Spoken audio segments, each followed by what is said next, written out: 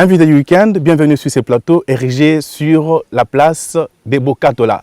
Invité du week-end, c'est un plateau qui bouge parce que l'information environnementale ne se capte pas seulement à Kinshasa. Et nous avons le plaisir de recevoir pour vous Monsieur Tonton Mpela. Bonjour Monsieur Tonton. Bonjour. Vous êtes natif de Bokatola. Oui, je suis natif de Bokatola. Et vous êtes aussi leader d'opinion, si je comprends bien. Oui, je suis leader de la communauté de Bokatola. Voilà. Bokatola, ce qui est koki koyeba moi historique, Bokatola mbokango ezali wapi et puis banani bavanda na kati mbokango. Bokatola ezali secteur ezali composé na 5 groupements. Bokatola ezali les environs il y a 127 km na Mbandaka. OK. 46 km na Ingende, centre à territoire. Bokatola ezali mboka na biso, donc secteur na biso. Na kati ya Bokatola tofandi na deux races. Tozamba pygmée et tozamba bantu. OK.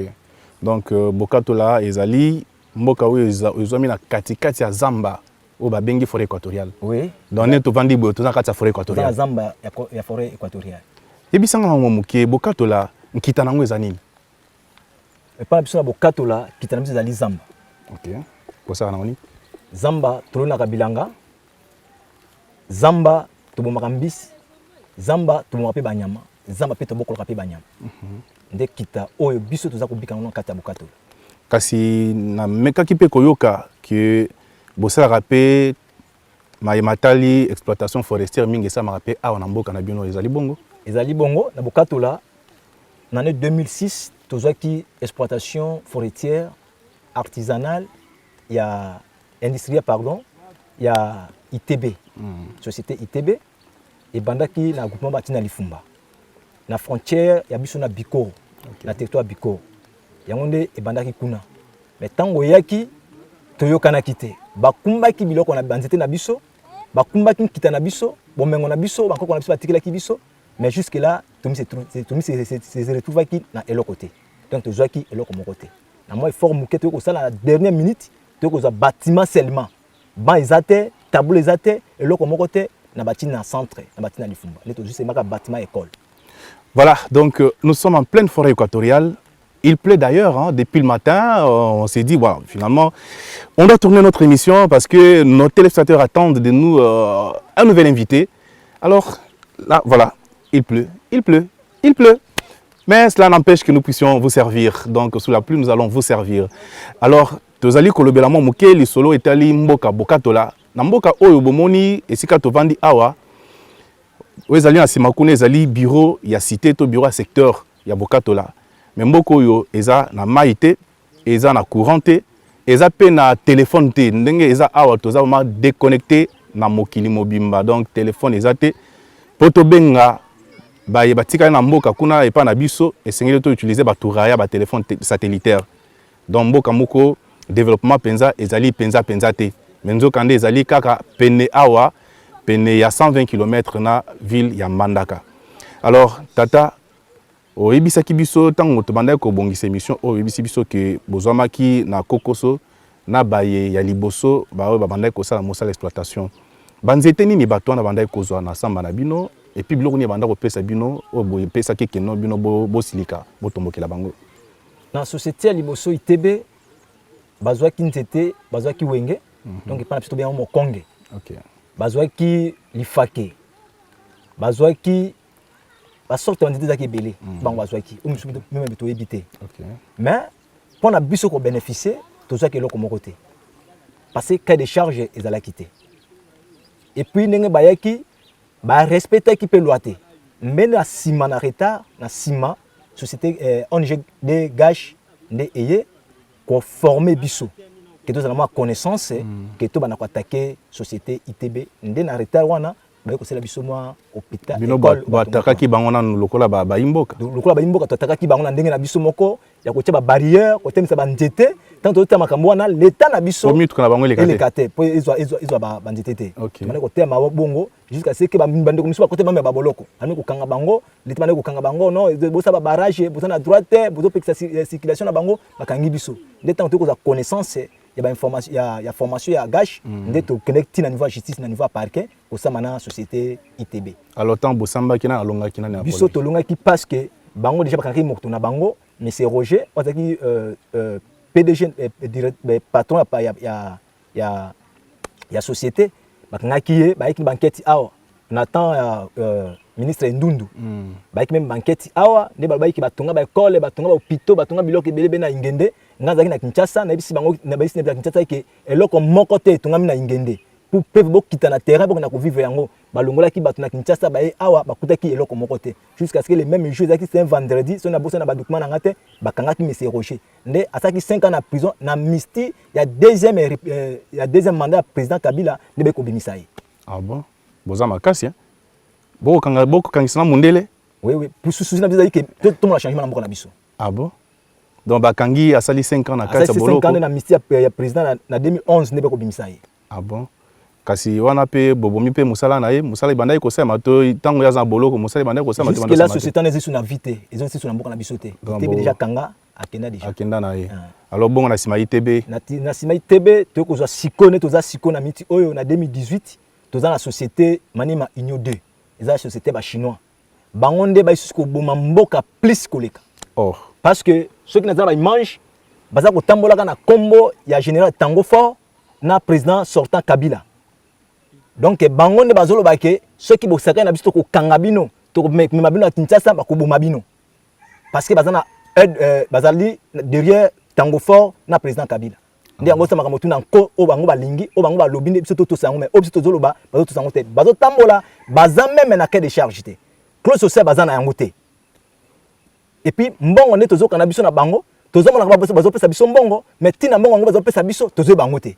Ah, mais yo lobi bazan cahier de charge, c'est un bon bando pesi bino na lolenge nini. Bon, sur base de quoi bazo pesi no mbongo. Bazo pesa biso mbongo kaka ne bakati njete na zama na biso. Baye ba bengi na arrêté 22.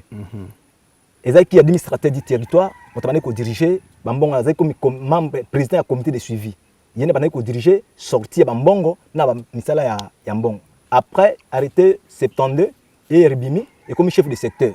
Chef de secteur secondaire a ko diriger mbongo de administrateur déjà qui de Bokatola à Bongali. Chef de secteur a ko zo de Bombembe jusqu'à Iyoko. Ti amati sur côté à Ilanga na Ikanga. Oyo chef de secteur a dirigé qui yango. Pour na biso communauté, ne tozali awa lelo tozako bisana ba konzina ya mboka. Peut-être tozako bisana na Congo mobimba ne tofandi awa tozali na Bokatola centre na village na biso na secteur na biso.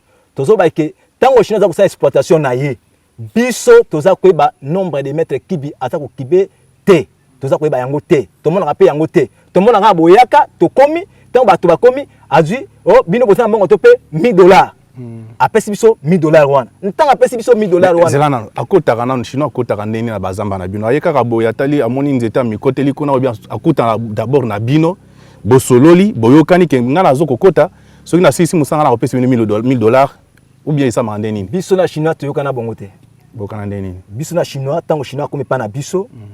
Ayaki y a administrateur du territoire mais c'est Toziro Iyoka. Taba komi na Bombembe, bata Bombembe baboya ki bango. Jusqu'à ce que bakoti Bongali. Bata Bongali bayami bango. Bayamba ba Bongali même baboya pe bango. Baye ko yamba bango toujours na intimidation ya administrateur du territoire na la police. OK. Nde sikoyo bato ya Bongali, biso toza ba villageois. Tobi na biso loko moko te. Nde toza awa, maji to tangi biso ba classe te. Maintenant comme on ko baling moi lopoto moi kitoko bon moto attend classe te abi lopoto. Oui, ceux qui na zoloba même mingi na biso batangi te. OK. Oui, ah est-ce que moi ba école na via des alliances. Exacté. Toujours vivre toujours na ba école de tongami na bandele. Et bikol na biso da polele, tous même na ba bante, ba tableau exacté. Bo bana botanga ndeni.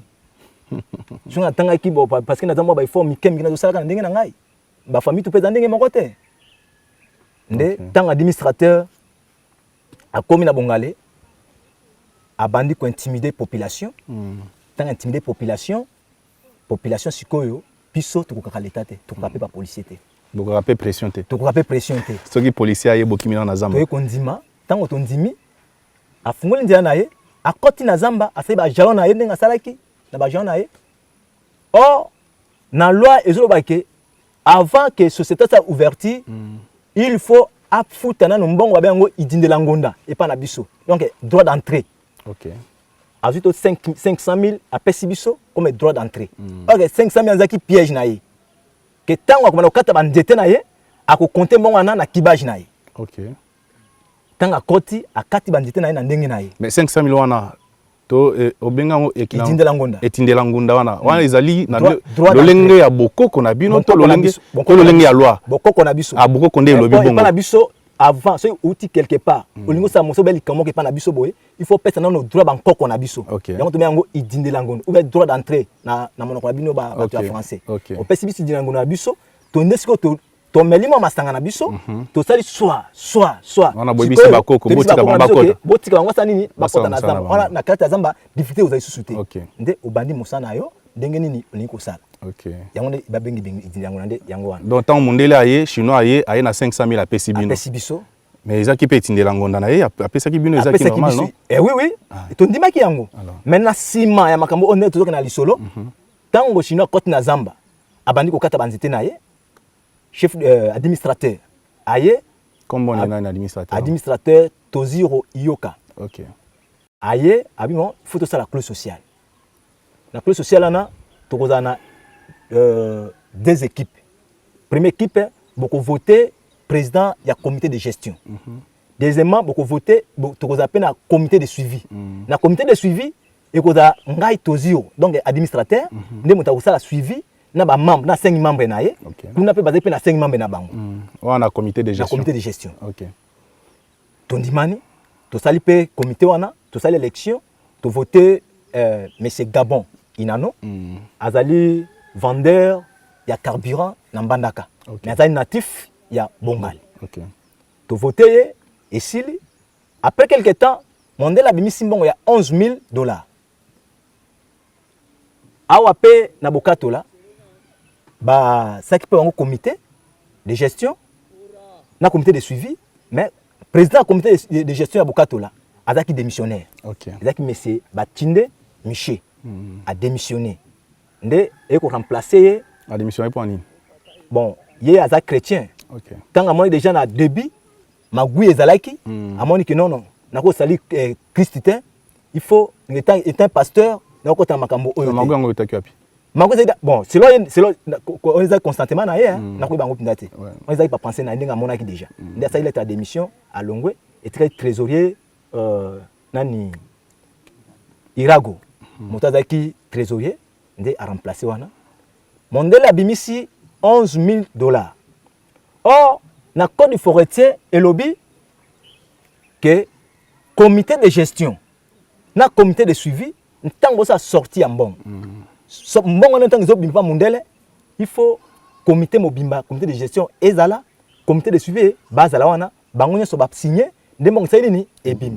Mais kokamwa chef administrateur accueil abimisi 11 administrateur à territoire administrateur du territoire abimisi ya Ingende abimisi $11,000 alongola yango na bombembe esika exportation sous Salem esika ba gestionnaire bazali azumbongo wana akenango Ingende afana ngo Ingende soki 2 mois alongo sumbongo wana Ingende akumi nango ti et pas la gouverneur nde na sima ba imboka ba yibi kutu pete ke mbongo ba imboka ba yibi te nde ayeko benga siko comité de gestion abi bon eza comité de gestion bongale comité de gestion Bokatola tozoki na sikunga na bino na Mbandaka boka na kozwa mbongo ya clause sociale. OK. Entona ki biso lokwa ba imboka tango ba kuna ba ke kozwa mbongo wana na ndako ya gouverneur des provinces. Bazu combien? 11 millions. Bazu 11,000 apesi bango 5,500 5,500. OK. Les Aikaka ba village mi balé. Village mi balé kaka ba communauté mi balé. Communauté mi balé donc kuma bongale na kuma bombwanja. OK. Bazui mbongo wana. Tango bazui mbongo wana si place wana entrepreneur ya marché ezalaki ingénieur ya gouverneur. Donc na maison ya gouverneur. Na entreprise ya gouverneur. Nde babimisi ingénieur pour la construction ya hôpital na école. Si place wana ingénieur abimisi devis nazana yango. Bazui mbongo nyonso ya devis ya fondation ezala école eza hôpital ba pesi. vraiment bandeko ya mboka bakonzi ya Congo bomikana kotali kambo oyo yo sabiso passe na mutema na biso ke nkita na biso eke ofele to bénéficier le comme côté potali kambo oyo est-ce que biso état ba congolais makambo oto so na Chine ke biso congolais tozi biloko ya chinois peut na ngona Congo pe ba chinois batiki biso kabo mais zela nanu tata chinois azumbongo apesi bino bino mo bozumbongo bopesi gouverneur si kalikambo ya chinois ezani na sikana. Merci journaliste. Chinois apesi biso mbongo est-ce que na motindo o mobeke tindi est-ce que chinois azana mobeka Congo te loi congolaise si chinois simbi ngote code forestier ya Congo asimbi ngote sortir mbongo ndenge salimaki est-ce que chinois azaki na base ya mobeko bezaki na penser na yimoko parce mobeko lobini ni pombongo ane bima mobeko na biso lobini et si ka exploiter za ko salema nde sika mbongo wane ko bima mbongo wana biso tozo est-ce que exploiter ça na bomembete tozo mona na ville mbandaka et puis na ndako ya moto kasi tango kolandisa lolenge bino boyokanaki esengelaki ke bino bayimboka bokinda kozwa mbongo na maboko ya chinois na société OK tozo mbongo na biso na société biso moko to kanisi eloko ndeko kosala loko tozaki na projet ya kosala école na hôpital tozo mbongo na biso na mboka to bito ko to école qu'est-ce qu'il faut to kofanda to luka maçon ako tunga biso école ako tunga biso hôpital asa biso devi na biso maintenant bino okumiso na mbandaka biso to monsieur journaliste est-ce que yo kabiso na mawa excusez nan auto yo kabiso nan tango yo kumbi ngai na ndako ya gouverneur ngai mo imboka lokola ngai boy ne nazali boy est-ce que makamutu ko bana ngai na ko boye bena ko tusa gouverneur soki a lobby i ngana ndimi iyo so chef de secteur administrateur lobby na ko boye bena ko tusa voilà. Mais kasi na ke gouverneur akoloba makambo ya mabete pona bino akoloba makambo ya malamu pona bino kasi oui tango malamu pona biso ki bozwa mbongo na bino mais eloko nini poussé ki ba pesa biso ingénieur ou une entreprise à gouverneur ya mboto koma na nokuna yebisa biso avant que mbongo ekinde na mbandaka c'est likambo ezalaki yango nde esali ke bokinde na mbongo na mbandaka parce que na yebi ke mbongo esengi bozwa na nani na manie maignon na likomoto zaki na ngote likambo ezalaki te biso to sutu kina ko sutu biso to bande ko zila ne mbongo ki ba benga ba gestionnaire na biso ba président ya comité de gestion baya bango ba bengi bango directement boya tout droit to sokende mbandaka to zana comment te to yana kite donc ezalaki mbongo ali boso penza mondela bimisaki yango wana première tranche na biso yango na mondela bimisaki OK tange ke ba se ba devine bango ba salaki ba sombi ba ye ba bandi mi pe misala ba banda misala na yebite ba konzi ya mboka bana ya Congo na yebite pe bato ya mayele soki bozali awa ube bozali na Congo te depuis quand mutazo tonga ndako na ye pe ingénieur asenga main d'œuvre na ye mobimba donc ba pesa ki ingénieur main d'œuvre na ye mobimba ya école azu yango mobimba ya hôpital azu yango mobimba abana na fondation apamba te ah bon pour aza ingénieur ya gouverneur ou bien entreprise ya gouverneur OK kasi ayata asali musala na aye abandi fondation silite oh akena bongale abandi ndako silite oh mais mbongo na biso ezali na maboko na ye ali yango jusqu'à là to ba awa 34 sacs ya ciment eza ko prendre carte ya dépôt na bongale 26 sacs ya ciment eza ko prendre carte ya dépôt oh mais génial ya mbongo nyuso ya musala donc kasi pourquoi te communauté sengeli so elanda entreprise pour ni bino bolanda entreprise mais biso lokola communauté nde tozali awa to fundaki likamo ona justice OK na parquet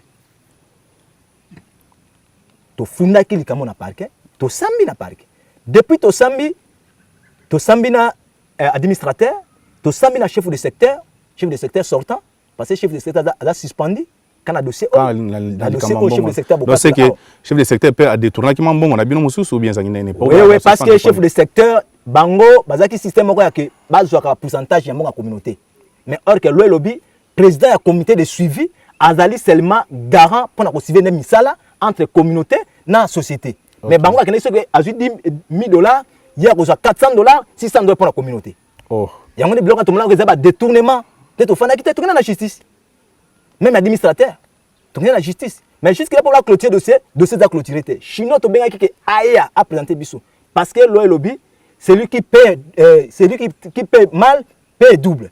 OK mais tout le monde yango te chinois comme même était ti le long de tout ça maka na zo que na parquet chaque jour que bo benga la biso chinois aya ao chinois ya kate to sali ba mandat to sali boyna boy to sali boyna boy tilo to sa solution moko te kasi moi moké tozongela likambo etali entreprise à gouverneur chinois ça sali déjà mosala na ya pesi mbongo bino pe bomoni ndenge botindaki ba délégué na bino mutu délégué ya groupement nyonso azwaki $5,500 na ye bon totiana mwa parenthèse wana mais entreprise à gouverneur eye kosala mosala esilité mais pour ani pene beaucoup funda pe entreprise en côté beaucoup banga nde entreprise beaucoup mo nde chinois biso to bangi entreprise te parce que to fundaki ingénieur bo fundaki ingénieur OK ingénieur raisonnable lobinin lokola mbong zo ko lisusu te mo ngala continue misala ezate ngai na tunaki ingénieur biso ko communauté parce que ngai na sona zo ba boye na zo na kombo ya communauté ezanga ite meza communauté mo bumba ya bokatola nde to tunaki ingénieur to bi ingénieur obi ke mbongo ezali susu te bon devis oyo sera ki biso oyebaki moyen oyo tozana yango te devis ezaki à combien devis à fondation ya école ezaki $5,000 OK mais et pas na devis na ye ezaki $4,600 quelques $1,000 mais mbongo nyonso tout opesaki ça boko ya kasi asali fondation fondation esilité esilagite eza eteni OK fondation tisiko ezali eteni onebi omonaki yango pe eza eteni esilité bon donc esilité 36 sacs na biso 34 sacs na biso sima eza kobeba azong sabisa mbongo na biso deta tokomi na parquet na justice parquet poser question bon lieu sikoyo bayimboko bafundi obi ekona na bango ezosila te fondation bango ezosila te okanisi nini alobi nena toza sikoyo tozali na quai de poisson moi to sikola na ezalité na quai de poisson pour ni pour vous fundi abi mbongo ezate OK ngabi bon proké pas zongi ngama loba abi bon yo moyimbo ko lobi nini ngabi pona ngai lokola mbongo ezalité azongi sabiso na mbongo nanu ya mede venane azwaki déjà totalité nyonso OK tidalo eloko ezate donc na makambo nyonso oyo tozosala awa l'état na biso nde azali à base na makambo wana donc ceux qui na comprendre bien souffrance au bino boko mona awa ezali nde l'état congolais l'état congolais a tiebiso na kaka oyo donc to le bateau za clair l'état ngoza gouverneur to eza chef ya secteur to ezali chef ya territoire ne moto aza à la base bon parce que loi est claire surtout na code de forestier otala ngo okomona pe yango ezo banini administrateur du territoire azali garant ya territoire chef de secteur azali garant ya secteur gouverneur de province azali garant ya province mobimba est-ce que makamo oyo leka avant même exportation ba chine bauta Chine motali boso ba banasonné ezanani na province za gouverneur est-ce que makamo zo kana mboka oyo gouverneur so bango te ministre environnement azali te ministre des travaux publics azali te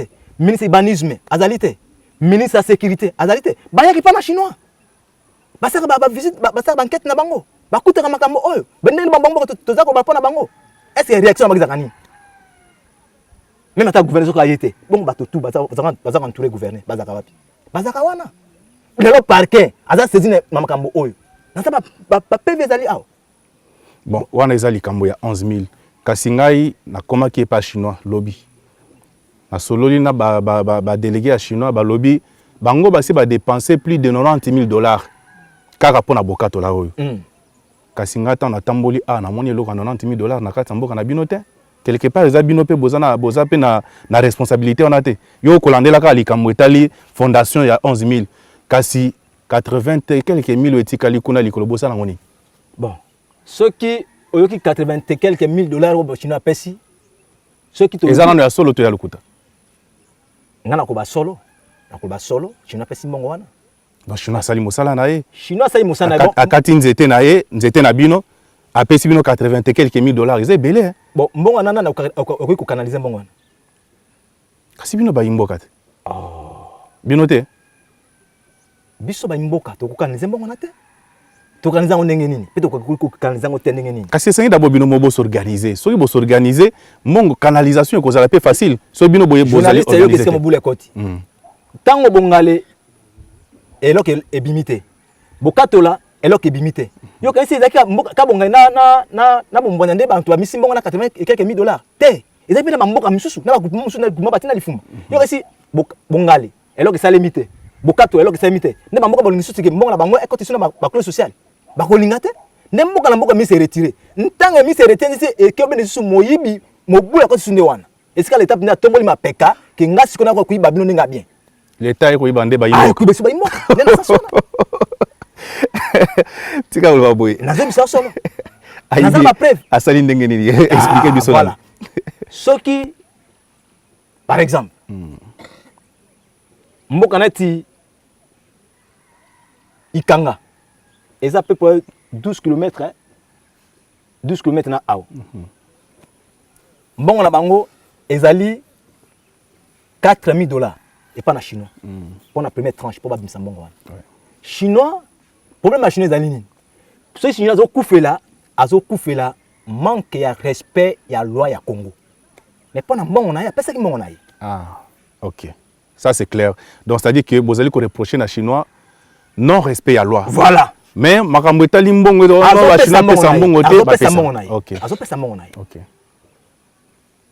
Ikanga azui $4,000 na $4,000 wana au lieu chinois a la vigilant OK parce que la clause sociale ndenge le zoloba parmi ba membres na comité de gestion il faut membre ya société donc agent moko ya société a la membre ya comité de gestion OK mais so totali na ba organisation na biso na membre moko ya société azate azali te donc chinois qui pene makambo wana te mais or que chinois za na base makambo wana kasati bino mo bo gérer te oui to biso mo to gérer to boité mais siko faute makambo to ko la siko nani asa biso ko gérer mais to ko kana na loi to za liban na loi te mais to za na carte ya loi biso chinois ko za mais soki bino bo gérer ki malamu est-ce que bolinga bo pesa chinois mbeba ezande bino bo gérer mabe yango bo no pesa au lieu bo accepter mbeba na bino bo no pesa ngo et pas chinois te chinois c'est la carte ande mutu na carte ya nani ya makambo ya gestion na bino biso communauté to za na mbeba moko te te boza na mbeba nazo pa nao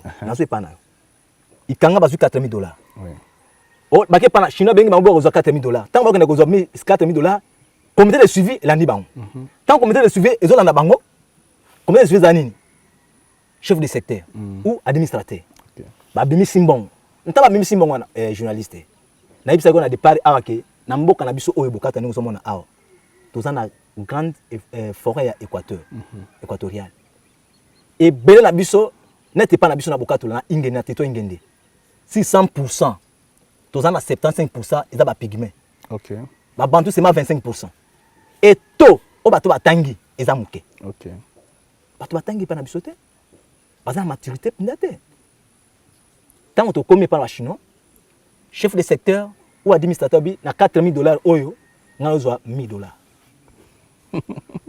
ou bien $1,500 oh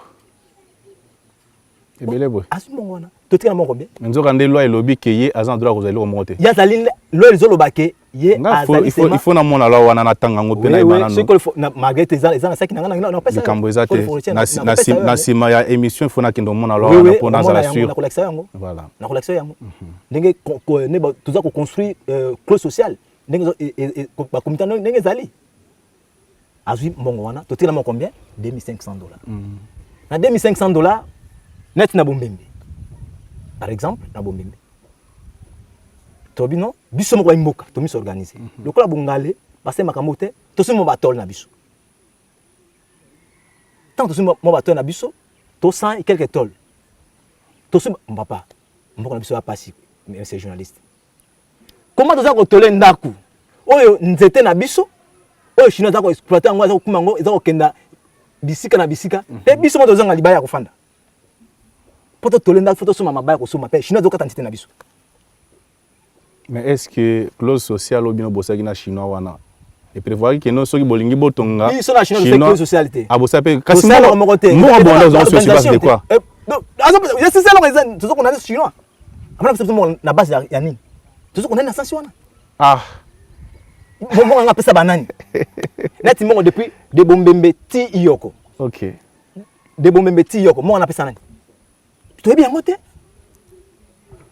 parce que kuna clause sociale c'est que bino bo piège kinde mundele bolobite mundele soki to signer clause sociale akoya ko reconnaître que no apesa ki biso yango boboya ko signer clause sociale te kasi ye mo nda boyaki ah ye mo nda boyaki parce que comment monde yo misambongo na yo ozo ba tina ba pesa to mbongo te te kasi kuna tango nazaki kuna lobi balakisi ngai bato nyonso basignaki bon ntina ni basigner pona kasi basigner pour bazwa mbongo bato miso signer mbongo na butu bakonza mbongo bazwi bango na butu bali signer poto no mbongo to kabula mbongo est-ce que bisi mbongo bazo misa mbongo na butu ba ntina pe chinois donc bakonza mboka chef à secteur oui oui to chef ya nani ya administrateur territoire c'est seulement une fois seulement c'est seulement 11 000 mais le reste c'était pour chef de chef à secteur yenda banda okende ko intimider ba chinois bo misambongo bazo misambongo na babutu siko bana misango nini yena communauté donc ba kolo zamba parce que ah ils ont ba endroit oui zamba net na village net bokatu la ah tout le monde a zamba te et c'est la famille moko ndeza na zamba yo za zamba na bokatu la ngai bon ngai nazali na groupement ya batina lifumba bino boza pe na zamba na bongale na zamba tu ba yibi wana zamba na ngai na bolengela OK na village bolengela wana zamba na ngai donc c'est que yo posa ko la endroit bon ngaza endroit mais na niveau oyo ngaza so endroit te OK pona zaki musika ya mboka tant na zongi na kuta makambo oyo yango siko na zola na makambo ke na mona clarté na mboka na ngai c'est ça ba bisinga ba imboka bazaki soka mosolo ebimi agene na agene mokolo na bato akende zamba te ba komela agene tongo tipoko kasi sika likambo chino eza wapi likambo chino ezali na non respect ya clause sociale OK et puis ya loi clause ango pe eza ko exister te bon moi c'est que tout qu'on a chinois kasi bino siko bino boko ba likambo non respect ya clause sociale pendant que bino bosaki clause sociale na chinois te chinois to sa clause sociale chinois lingité est-ce que clause sociale écoute pas nani o sa clause sociale biso ba imboka beza ezali te entreprise nde sengela asala clause sociale asolo na bino OK bon il faut solo là chinois solo qui na bato amelaka na le toko na bagana na bango même si on tobi makambo na te OK biso toza ko insister que chinois jusque là mbongo neso chinois pesa ki wana toyebi yango te 80 quelques mille wana boyebi yango te même pesa $100 toyebi yango te aluka bato ya pesa ki bango aye moko na bato ne baka na kosambaka mais biso lokola za na mabe na biso apesa biso mbongo na biso to continuer ba travaux na biso mais dans l'entretemps na kutana ba imboka moko côté ilanga kuna ba bisinga bango zama na bango kutu esi sila nango ata eloso ba pesi minombo bosa en souci so pesi miso mbongo école c'est inachevé to tonga école na biso hôpital c'est inachevé to hôpital na biso kasi po nini bino ba imboka boko kangisa te baye ya bino o basili ko zo mosolo na bino mais soko bibo vraiment na ko ba ko zokosa soko tambo na mboka awa bato nyonso to basimaki mbongo na biso ba misusu ba kote boloko azali même le procès au continuer et si na noté et si na noté bon quand c'est déjà bato combien et belé OK chef de secteur akotaki boloko mwimboka moko na bungali akotaki boloko administrateur asambaki toza pe ko continuer même ne tozo ba sikoyo opération zo continue toujours tozo la neto na réaction ya parc pena makambo tozo bisamba konzi mboka ke ba pesa biso solution et kona biso tongam hôpital na biso pe tongam ndeko tonton bongo tango okotambola na mboka na yo na ba groupement ebele o ezali nzinga lokola ngape na tamboli nakomona ta makambo etali agriculture nakomona boko sala ngote na mboka mobimba nakomona ta biloko kolia te na ebite eza bino boko tala kaka bobo sala kaka banzete bote kaka banzete makambo susu ekotala bino te bon mais ces journalistes na ebite yo yakinjela mokili yo yakinjela mai parce que tout dans ndila mibale tout dans ndila mai na ndila mokili yo yakinjela ni na yaki na ndila nyonso mibale ndila mai ya mokili na ya mokili na ya mai bon bon de mbandaka ti okoma bokatu la awa omona ndenge nini namoni omoni na bamboka mosusu to tambolaka okomona bato bakoteka mwa manyoko mwa songo bato bakoteka mwa masango bato mais na mboka oyo banda mandaka ti na komi boye nakomona eloko te yango na mituninga mwa bi est-ce que bato penza basala agriculture est-ce que bato penza basalaka mosala maboko ezalaka te yango pe ntango mosusu yango ekofrene pe développement ya mboka na bino ceux qui mboka eza développé te tana état de route na biso nani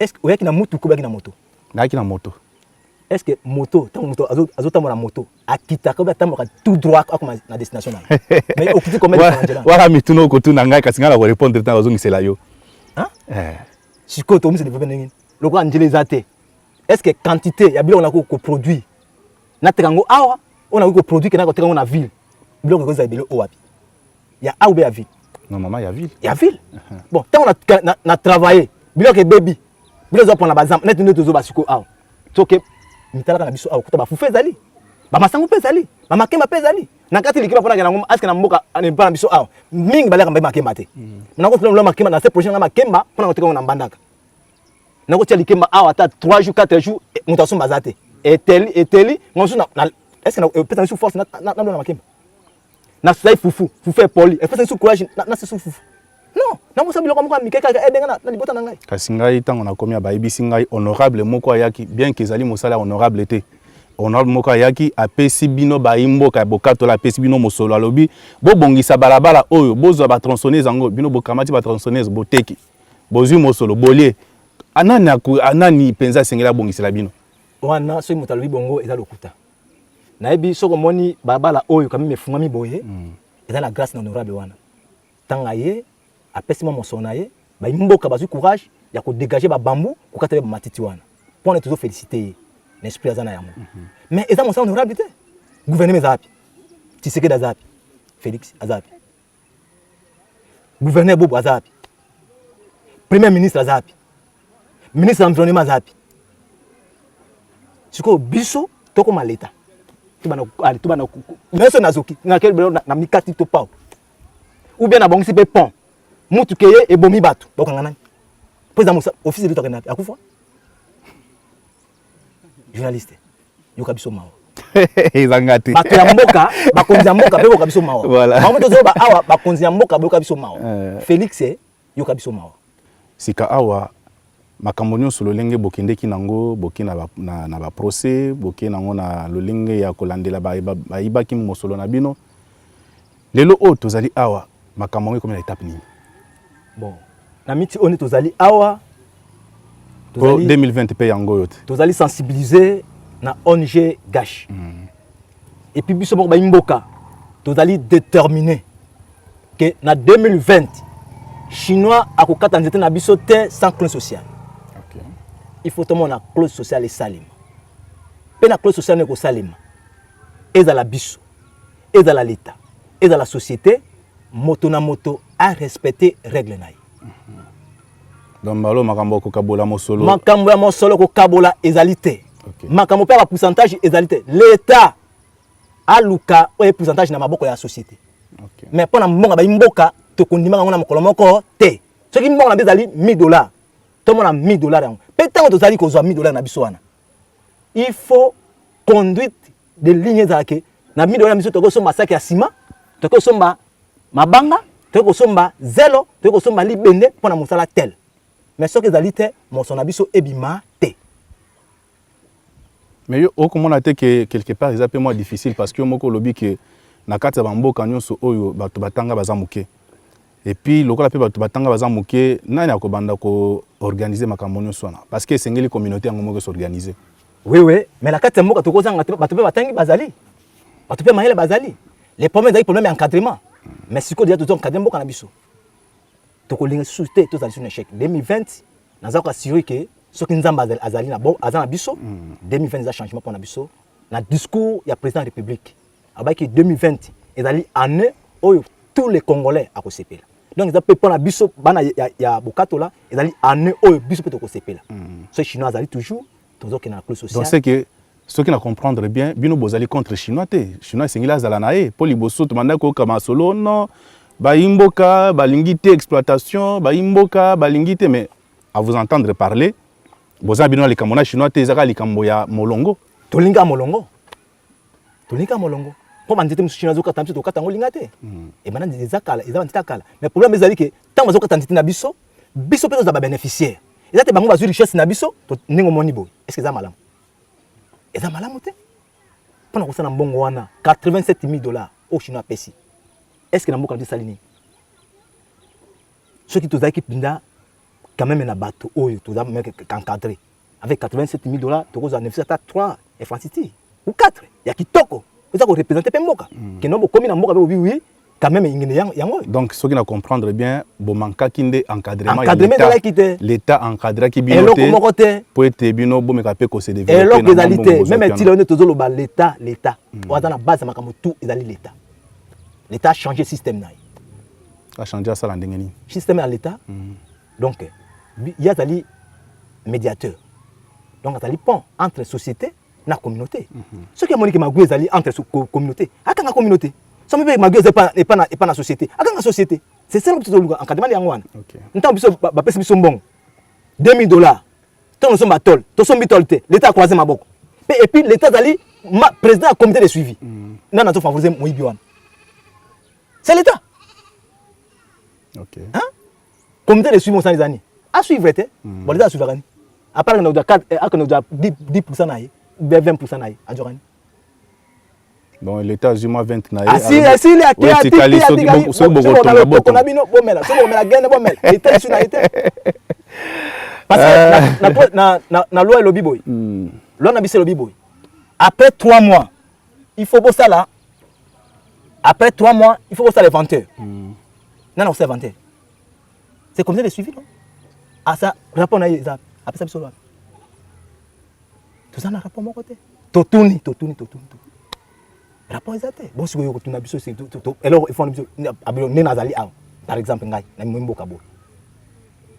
$2000 ba pesi nga na maboko. Na $2000 ba pesi ngai, eza pe yanga mon côté. Famille mobimba ya zamba wana. Ba noko misu bazana mboka misusu, ba noko misu bazana mboka misusu. Ba yoke tozimbongo. Ba ko fanu be bakoya. Bakoya te. Tango bango baye. Toka bambongo na $2000 te. To na 300 personnes to ka $2000. Mutumo va me retrouver à combien? Mon 200 francs. To na ngwa na ganet. Monsieur le tabi te. Allez, tonton Zoaki $2000. La qui sanga miso saki à $2000 wana. Tout droit bakanginga batinga na boloko aw. Ana secteur. Pour na tu fais $2000 wana. Est-ce que ndeko mususu o ba ko pesa $2000 mususu wana? Akosa ninga na saki? Akobongisa. Yango na makambo nyonso, mais c'est les journalistes pe bakonzi ya mboka pe bana ya Congo. Base makambo nyonso ezali bakonzi ya l'État babomi ya mboka. OK. C'est par ici que nous mettons un point final à ce plateau spécial qui a été érigé ici à Bokatola, dans la province de l'Équateur, territoire de Ingende. Ce n'est qu'une première partie de notre périple dans cette forêt équatoriale. Nous vous disons donc au revoir et nous prenons rendez-vous avec vous pour la semaine prochaine avec un nouvel invité. D'ici là, portez-vous bien.